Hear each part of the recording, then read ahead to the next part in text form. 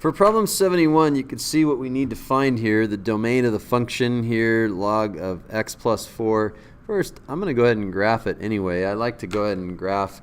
I already know that x plus 4 has to be positive. So if x equals negative 4, that's going to be a vertical asymptote. And then when x is negative 3, we have 1. ln of 1 is 0. So when x is negative 3, we have 0.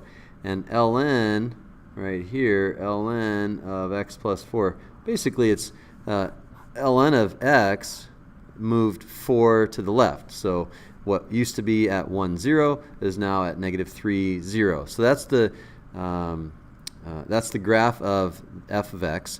And so we check that domain. I didn't say that yet. So the domain would be x has to be greater than negative 4 because x plus 4 has to be greater than 0.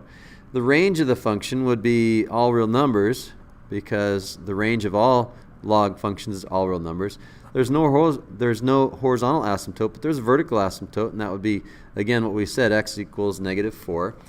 To find f inverse, we remember to find an inverse function, we let y equal the f of x part.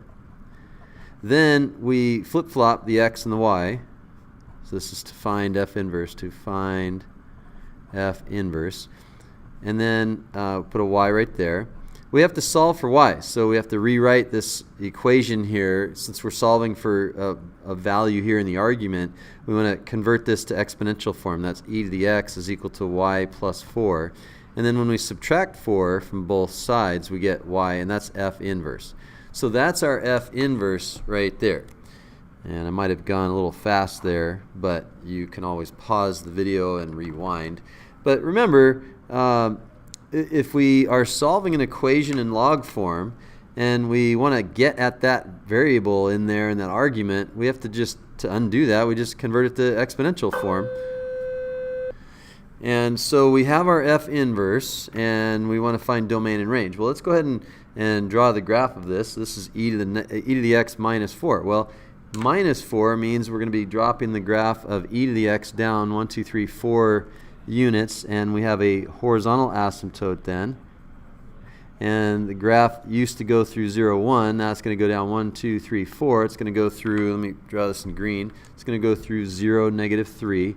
Remember, negative 3, 0 on the graph of f, negative 3, 0 on the graph of f would then be 0, negative 3 on the graph of f inverse.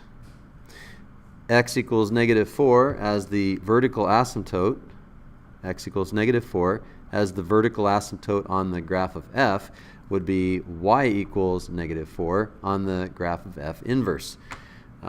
So we have the graph of e to the x minus 4 going up like that.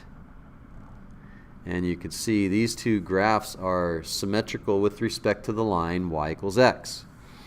At one point they do meet there, and they meet there as well. But what do we have to find here? We have to find f inverse. We did that. Domain. So the domain is all real numbers. Now keep in mind that the range was all real numbers on f, so therefore the domain would be all real numbers on f inverse. If the domain was all values of x greater than negative 4 for the domain of f, then the range of f inverse would be all real numbers y greater than negative 4. So they share, they flip-flop. And then graph, we already graphed it, and we're done.